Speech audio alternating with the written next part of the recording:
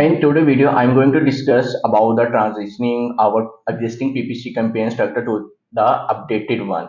So I'm going to discuss about how we can do the transition from our existing campaign structure, which we have, to the updated one. So let's discuss that why do we need to do in the first place if we first talk about the campaign in which the exact phrase and broad all the match types are together in one campaign. So here we can see that we're running a campaign in which phrase, broad, and the exact match types are running in the same campaign. And the problem, what type of problem we are facing with this campaign? The problem which we are facing that we can't fully optimize the systems of the broad match and the type and the phrase match. Like we're doing negative targeting for the phrase match and the for the broad match, and that may have an impact on the performance of the exact match as well. So if the keywords are similar, and then again, if we are running, let's just test ball keyword in the exact match, and same keyword is in the broad match in the same campaign, then the sale attribution, the contribution towards sale would be from both sides, from exact and from broad. So now the thing is, if our exact targeting has a conversion rate of around 20%, and we're running a broad campaign, and our broad keyword targeting, like we're targeting stress ball keyword in a broad campaign, a match type, and it's also getting order on the same stress ball, and its a conversion rate is around about 10%. So our average conversion rate would be 15%.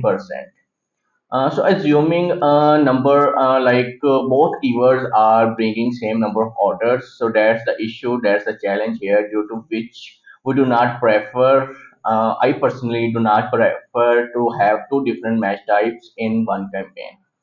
So now let's come to the other campaign structure, other scenario in which we have multiple keywords like only in the broad match and same campaign. Now what happens in the placement data of this campaign?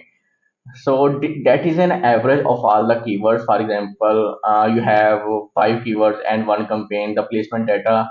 So you can't see that out based upon each individual keyword in that particular campaign. That placement data is going to be an average of all the keywords which you have in the same campaign. That can be five keywords, that can be 10 keywords or 15 keywords.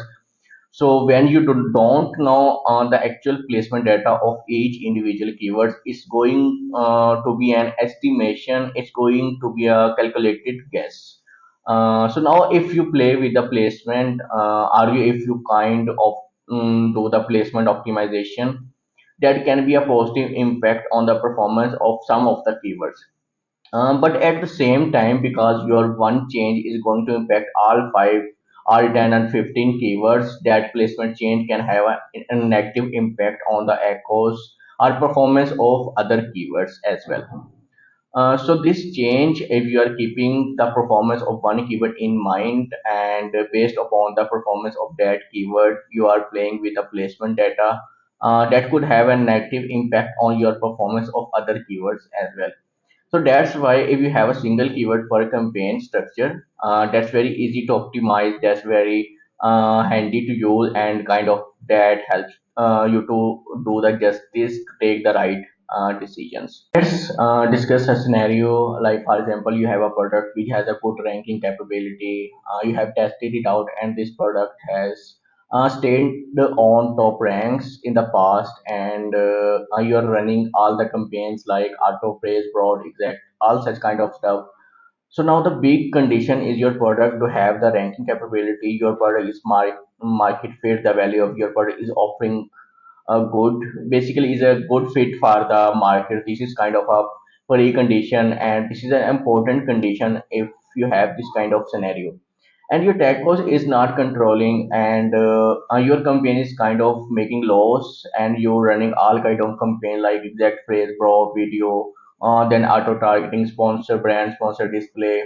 So if in this case you cut down all the broad for phrase and auto campaigns, you cut down all the non-ranking campaigns, and even in the ranking campaign you shift these to the single keywords campaign, and instead of investing on 40 keywords, and your budget is kind of, your campaign is kind of going out of budget, and you are not managing things properly. Instead of managing 40 keywords, if you narrow it down to maybe 10 to 15 keywords, but you are running those like single keyword per campaign, you are managing or optimizing these placement, and then again you are giving them enough budget, you would see around same or similar number of orders.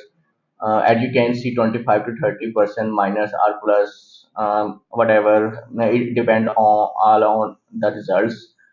So it's depends really upon the scenario, but if our numbers are going to be pretty close, because instead of giving focus or dividing your focus into 70, 80 different things, you are being laser focused on 10 to 15 keywords only, which you can do the justice with just by picking up this approach. So you would see around similar number of sales, and then again, much it would be much more than that. Even if your sales are a bit down, even if your sales are 25 to 30% down, your tag cost is going to get reduced to almost half, almost 40 to 50% reduction in tag cost. And then if you kind of, after stabilizing on these keywords, after achieving the organic rank, if you're if you kind of repeat this process with more exact match keywords from your customized keyword list, so you are going to get back your target number of sales very soon with a very controlled tag cost. The tacos that would be around 50 to 40% less than what you have are having previously as the tacos. So that is very simple, pretty and simple, powerful technique to manage PPC in current scenario.